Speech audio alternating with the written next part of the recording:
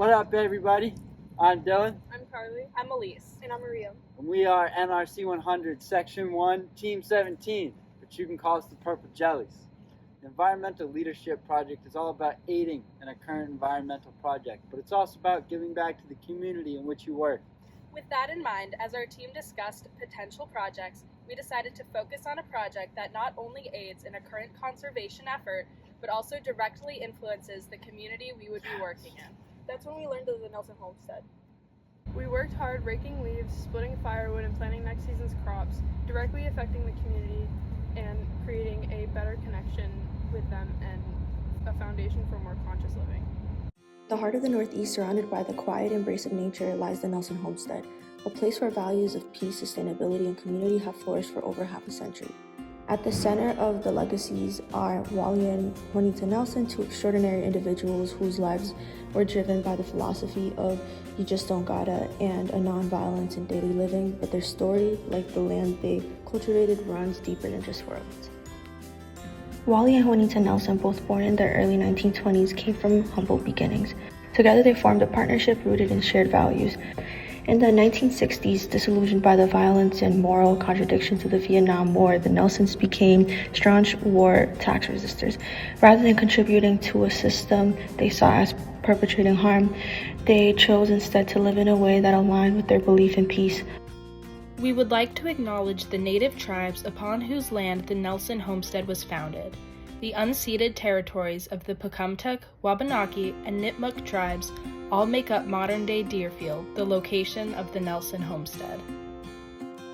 The Nelson Homestead, founded in the early 1970s, was more than just a place to call home. The homestead began as a sanctuary for the couple, a refuge from the materialism and militarism they sought to escape. It grew over the years, becoming a focal point for their larger vision, a self-sustaining, peaceful community where people lived lightly on the earth and supported each other without relying on the state or corporations. Wally and Juanita didn't just build a homestead, they built a community.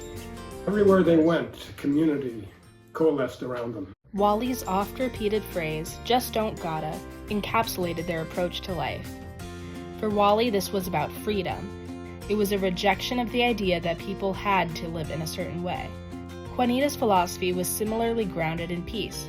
Nonviolence in daily living, she would say, was more than just a political stance. It was the practice of compassion in every choice, every conversation, every action. Their commitment to these principles made the Nelsons stand out in the community, where they had become known not only for their sustainable living practices, but also for their open-hearted approach to life. The homestead became a hub for those who shared similar ideals, but Wally and Juanita's influence didn't stop at their property lines. They demonstrated that sustainable living is about connection. By fostering relationships, whether through shared labor, communal meals, or simply by offering a listening ear, they showed that environmental conservation wasn't just about planting trees or preserving landscapes. It was about cultivating stronger human connections.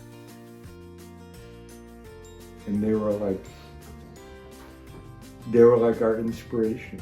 Wally and Juanita Nelson's way of life offers an enduring lesson. Their philosophy was clear: to protect the earth and its resources, we must first nurture the relationships that bind us together.